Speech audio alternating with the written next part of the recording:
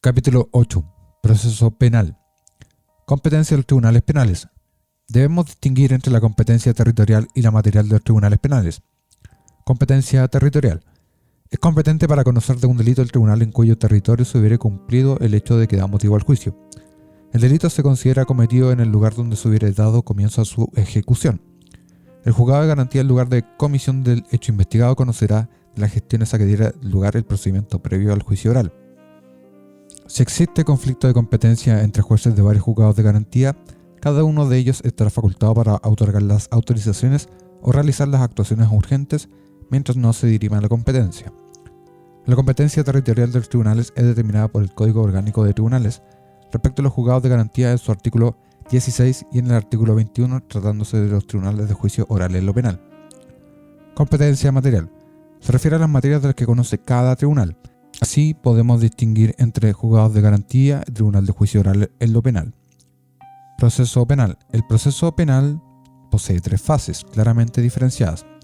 La primera, la de investigación, en la que el Ministerio Público ordena la realización de las diligencias investigativas pertinentes tendientes al esclarecimiento de los hechos. Participan en esta etapa la víctima, que puede intervenir tanto tal como querellante presentando una querella a través de un abogado, el fiscal, el imputado y su abogado defensor, y el juez de garantía, que controla el respeto de las garantías de los intervinientes durante esta etapa y tiene varias funciones, como resolver acerca de la procedencia de medidas cautelares personales y reales y aceptar o rechazar otras decisiones tomadas por el fiscal. La etapa intermedia o preparatoria del juicio oral, la cual comprende la acusación y la audiencia de preparación del juicio oral, en la cual se determina, entre otras cosas, la prueba que deberá rendirse en el juicio oral. Es competente para conocer de esta etapa el juez de garantía y concluye con la del auto de apertura de juicio oral. El juicio oral, en el cual se rinde la prueba ofrecida y finalmente se determina la condena o absolución del imputado.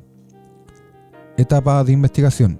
Inicio y salidas anticipadas o discrecionales. La investigación de un hecho delictivo puede iniciarse por denuncia ante la policía, la fiscalía o un tribunal con competencia en lo penal, mediante querella que necesariamente debe presentarse ante el juez de garantía o de oficio por el Ministerio Público. La regla general es que las investigaciones comiencen con la denuncia y que ésta se efectúe ante Carabineros de Chile.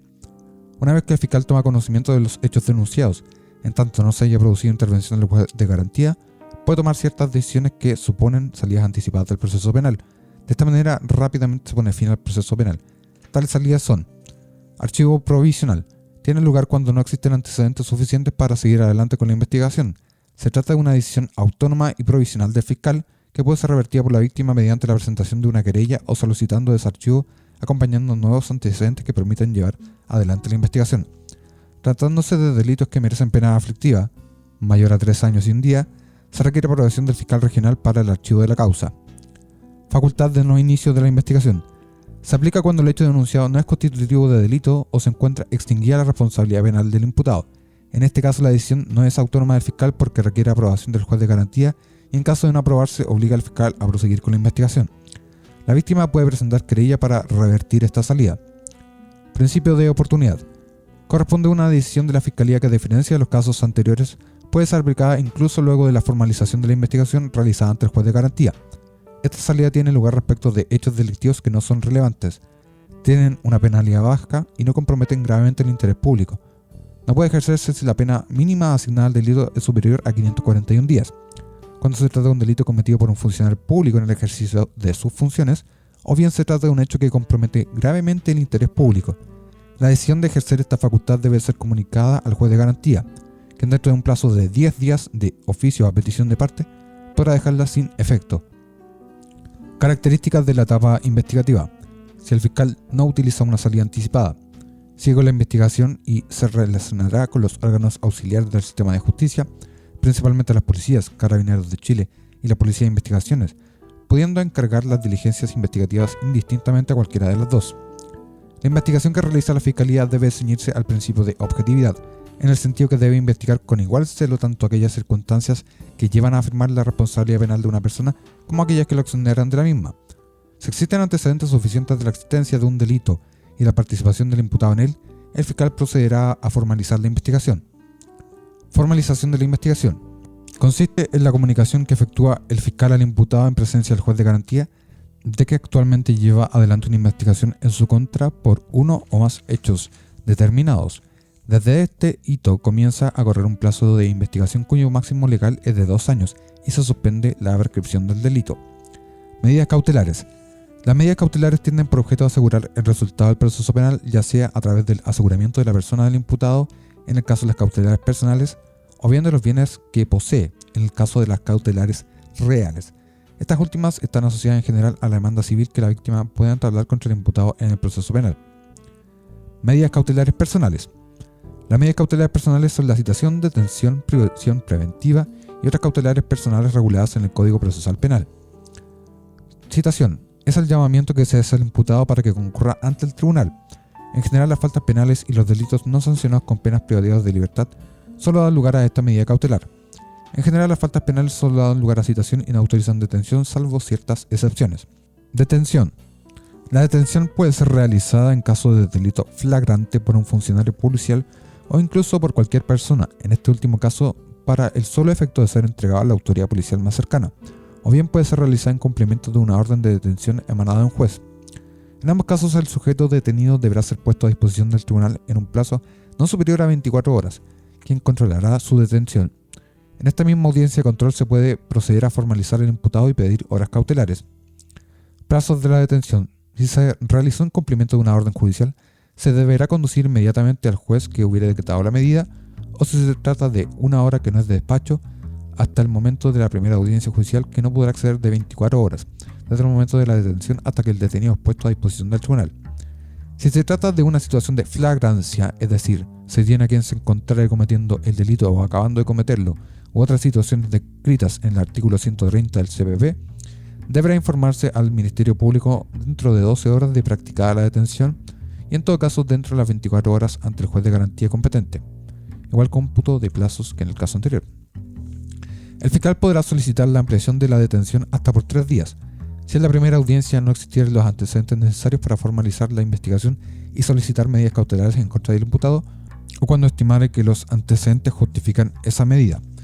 El funcionario policial que practique la detención deberá informar al afectado el motivo de la detención, su derecho a ser asistido por un abogado y a entrevistarse privadamente con él, a guardar silencio, esto es no prestar declaración, y a tener a sus expensas las comodidades compatibles con la seguridad del recinto donde fuere conducido. Artículo 135 del CPP. Prisión preventiva.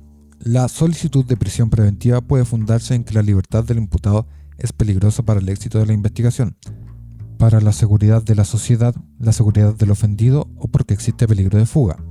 Requisitos para decretarla. Artículo 140 del CPP. Que existan antecedentes que justifican la existencia del delito que se investiga. Que existan antecedentes que permitieran presumir fundadamente que el imputado ha tenido participación en el delito como autor, cómplice o encubridor. Que existen antecedentes calificados que permitieran al tribunal considerar que la prisión preventiva es indispensable para el éxito de diligencias precisas y determinadas de la investigación. La libertad del imputado es peligrosa para la seguridad de la sociedad o del ofendido. Recursos. Artículo 149 del CPP. La resolución que ordenare, mantuviera, negar el lugar o revocar la prisión preventiva será apelable cuando hubiere sido dictada en una audiencia.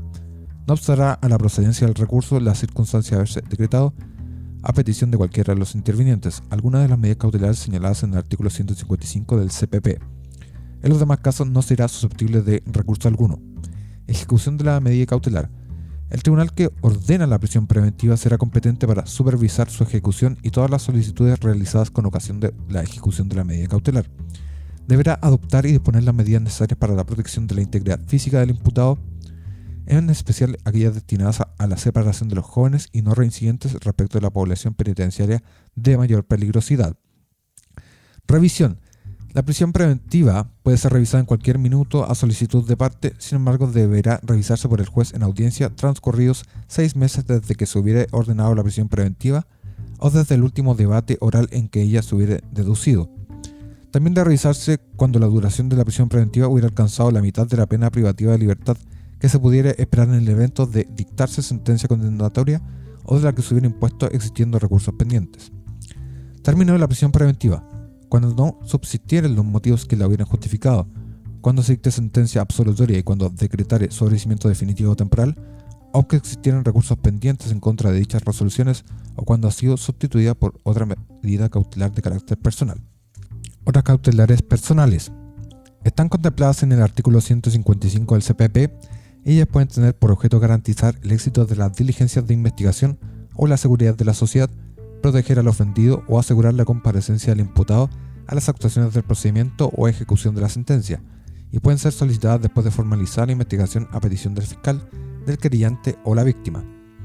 Estas pueden consistir en la privación de libertad total o parcial en su casa o en la que el propio imputado señalare si aquella se encontrare fuera de la ciudad asiento del tribunal, la sujeción a la vigilancia de una persona o institución determinada, las que informarán periódicamente al juez, la obligación de presentarse periódicamente ante el juez o ante la autoridad que él designare, la prohibición de salir del país, de la localidad en la cual residiere o del ámbito territorial que fijare el tribunal, la prohibición de asistir a determinadas reuniones, recintos o espectáculos públicos o de visitar determinados lugares, la prohibición de comunicarse con personas determinadas siempre que no se afectare el derecho a defensa, la prohibición de aproximarse al ofendido o a su familia y en su caso la obligación de abandonar el hogar que compartiere con aquel, la prohibición de poseer, tener o portar armas de fuego, municiones o cartuchos, la obligación del imputado de abandonar un inmueble determinado y suspensión de la facultad de emitir licencias médicas, esto último según artículo 156 bis del CPP. El tribunal podrá imponer una o más de estas medidas según resultare adecuado el caso y ordenará las actuaciones y comunicaciones necesarias para garantizar su cumplimiento. La procedencia, duración, impugnación y ejecución de estas medidas cautelares se regirán por las disposiciones aplicables a la prisión preventiva. Medidas cautelares reales.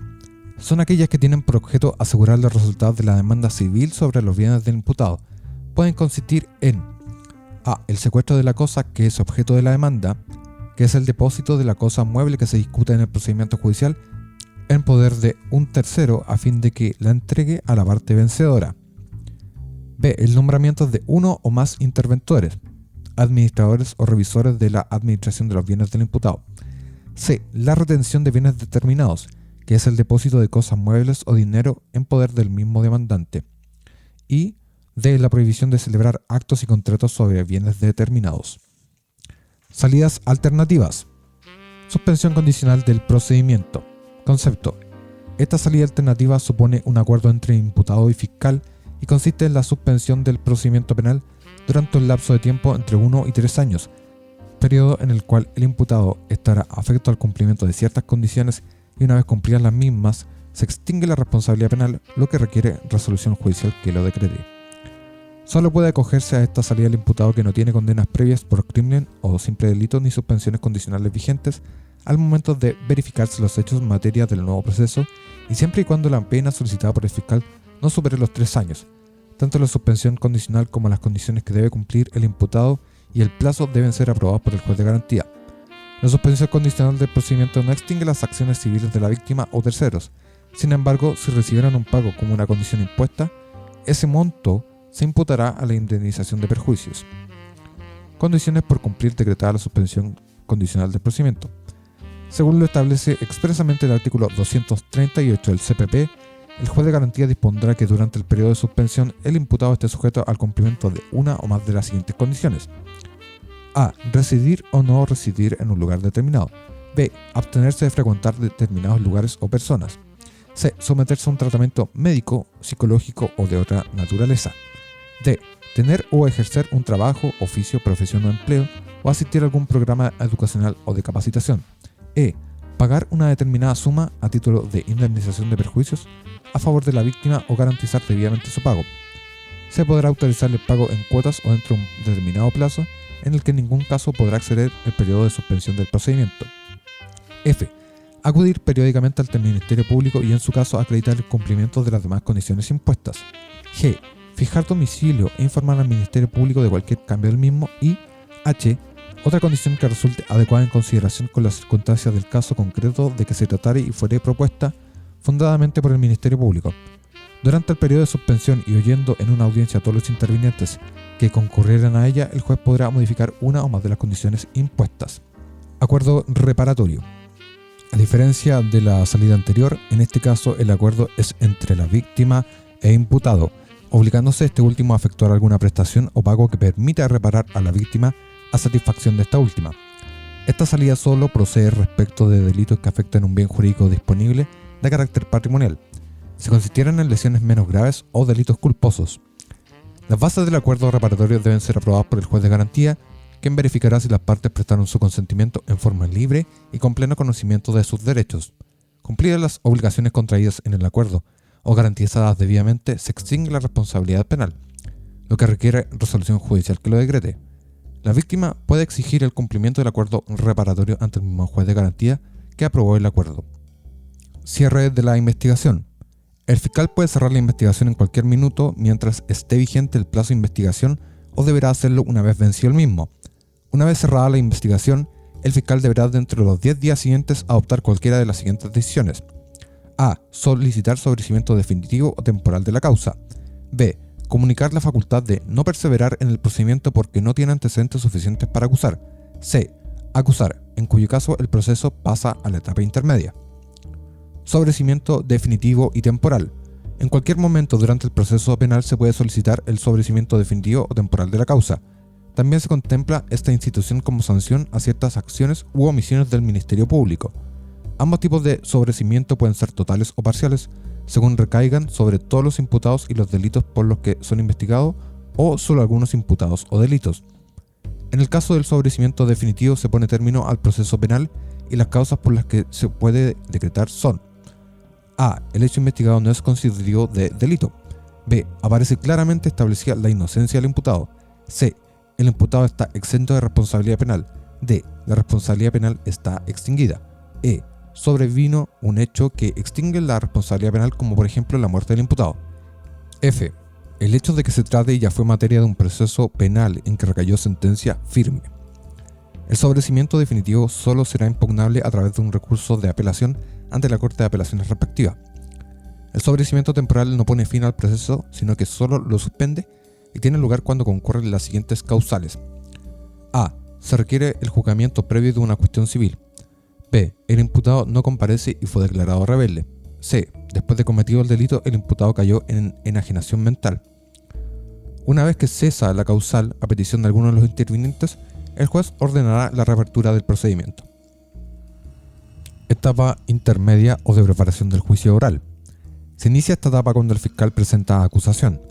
La acusación consiste en el requerimiento de apertura del juicio fundado y formal formulado por el fiscal, que precisa desde su posición el objeto del juicio, lo califica jurídicamente y esgrime los medios de prueba pertinentes. La acusación se notifica a todos los intervinientes y el tribunal fija un día para la realización de la audiencia de preparación de juicio oral. La audiencia preparatoria fija el contenido del juicio oral. En ella se discutirá todo lo relativo a la prueba que se rendirá en el juicio oral y se resolverán una serie de incidencias previas que son necesarias para el posterior desarrollo del juicio, como por ejemplo corrección de vicios formales de los escritos, solicitudes sobrecautelares y observaciones sobre la prueba.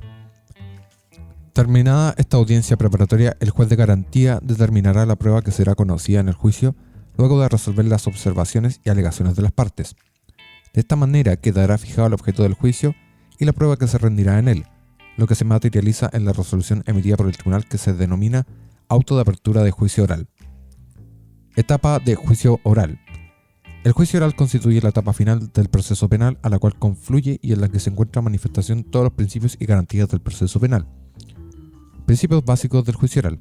Estos son: inmediación, continuidad y concentración, contradictoriedad, oralidad, defensa necesaria, publicidad, libre valoración de la prueba, en base a la sana crítica. Como contrapartida se señala el deber de fundamentación de la decisión judicial en la sentencia definitiva. Identidad física del juzgador. Actuaciones previas. El juez presidente de la sala del TOP, una vez recibida la causa, procederá a decretar la fecha para la celebración del juicio, la cual se realizará no antes de 15 ni después de 60 días desde la notificación del auto de apertura de juicio oral. Finalmente citará a todos los que debieran concurrir a la audiencia. El imputado debe ser citado con a lo menos 7 días de anticipación. Desarrollo del juicio oral. El tribunal deberá constituirse el día y hora fijados, con asistencia del fiscal, del acusado, de su defensor y de los demás intervinientes. Además, verificará la disponibilidad de los testigos, peritos, intérpretes y demás personas que hubieran sido citados a la audiencia y declarará iniciado el juicio. Dirigirá el juicio el juez presidente, quien deberá resolver además todas las incidencias que se promuevan durante la audiencia. El juicio comienza con la lectura de las acusaciones, demandas civiles si las hubiere y las convenciones probatorias aprobadas por las partes. Enseguida tienen lugar los alegatos de apertura de las partes, en que darán a conocer su teoría del caso y efectuarán una síntesis de las materias sobre las que versará el juicio.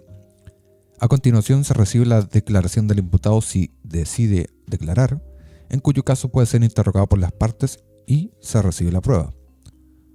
El orden de recepción de las pruebas es primero el fiscal, luego el querellante y finalmente defensa. Sin embargo, el orden en que cada uno decide rendir la suya es completamente discrecional. La prueba es libre y puede consistir en objetos, documentos, testigos, peritos, filmaciones, fotografías o cualquier otro medio de prueba. Concluida la recepción de las pruebas, el presidente del tribunal otorgará la palabra al fiscal, al acusador particular y al defensor para que efectúen sus alegatos de clausura. Luego otorgará al fiscal y al defensor la posibilidad de replicar, debiendo referirse solo a las conclusiones formuladas por las demás partes. Por último, se otorgará al acusado la palabra para que manifieste lo que estimare conveniente y luego se declarará cerrado el debate. Inmediatamente después de clausurado el debate, sin suspender la audiencia, los jueces que hubieran asistido a ella pasarán a deliberar en privado. El tribunal formará su convicción sobre la base de la prueba producida durante el juicio oral, la que valorará libremente pero sin contradecir las reglas de la lógica, las máximas de la experiencia ni los conocimientos científicamente afianzados. Una vez terminada la deliberación señalada, los jueces deben volver a la sala y comunicar la decisión adoptada de absolución o condena. Inmediatamente se abrirá debate acerca de circunstancias relevantes para la determinación de la pena y la posibilidad de penas sustitutivas, pudiendo rendirse prueba para estos efectos. Nadie puede ser condenado por delito sino cuando el tribunal que lo juzgare adquiere, más allá de toda duda razonable, la convicción de que realmente hubiere cometido el hecho punible objeto de la acusación y que en él hubiere correspondido al acusado una participación culpable penada por la ley. La sentencia condenatoria no puede exceder el contenido de la acusación y ésta a su vez no puede exceder el contenido de la formalización. A este se le conoce como principio de congruencia. Recursos procesales. Recurso de reposición. Se interpone frente al mismo tribunal que dicta la resolución y se pueden reponer sentencias, interlocutores, autos y decretos, dictados fuera de audiencia, dentro de tercero día y debe ser fundado. La reposición de las resoluciones pronunciadas durante audiencias orales deberá promoverse tan pronto se dictaren y solo serán admisibles cuando no hubieran sido precedidas de debate. La tramitación se efectuará verbalmente de inmediato y de la misma manera se pronunciará el fallo. Recurso de apelación. Son inapelables las resoluciones dictadas por un tribunal de juicio oral en lo penal, excepto la resolución que resuelve acerca de la medida cautelar de prisión preventiva. Son apelables las resoluciones dictadas por el juez de garantía cuando pusieron término al procedimiento, hicieron imposible su prosecución o la suspendieron por más de 30 días, o bien cuando la ley lo señalare expresamente. El recurso de apelación deberá entablarse ante el mismo juez que hubiere dictado la resolución y éste lo concederá o lo denegará en un plazo de 5 días desde la notificación de la resolución. El recurso se debe interponer por escrito, debe ser fundado y contener peticiones concretas. La apelación se concede en el solo efecto devolutivo, a menos que la ley señale expresamente lo contrario. Recurso de hecho. Este recurso está asociado al de apelación. Denegado el recurso de apelación, concedido siendo improcedente u otorgado con efectos no ajustados a derecho, los intervinientes podrán recurrir de hecho dentro de tercero día ante el tribunal de alzada, con el fin de que resuelva si hubiere lugar o no al recurso y cuáles debieran ser sus efectos. Recurso de nulidad. Este recurso tiene como objeto invalidar el juicio oral y la sentencia definitiva o solamente la sentencia definitiva, por las causales expresamente señaladas en la ley. Son impugnables a través de este recurso la sentencia definitiva del juicio oral, la sentencia definitiva dictada en el procedimiento simplificado, la sentencia definitiva dictada en el procedimiento por delitos de acción penal privada y el juicio oral. El recurso de nulidad debe interponerse en el plazo de 10 días desde la notificación de la resolución y puede perseguir la nulidad del juicio oral completo o solo de la sentencia. Causales. Se puede interponer el recurso por las siguientes causales, según artículo 373 del CPP. A. cuando en cualquier etapa del procedimiento o en el pronunciamiento de la sentencia se hubieran infringido sustancialmente derechos o garantías aseguradas por la Constitución o por los tratados internacionales ratificados por Chile que se encuentran vigentes. B. Cuando en el pronunciamiento de la sentencia se hubiera hecho una errónea aplicación del derecho que hubiera influido sustancialmente en los dispositivos del fallo.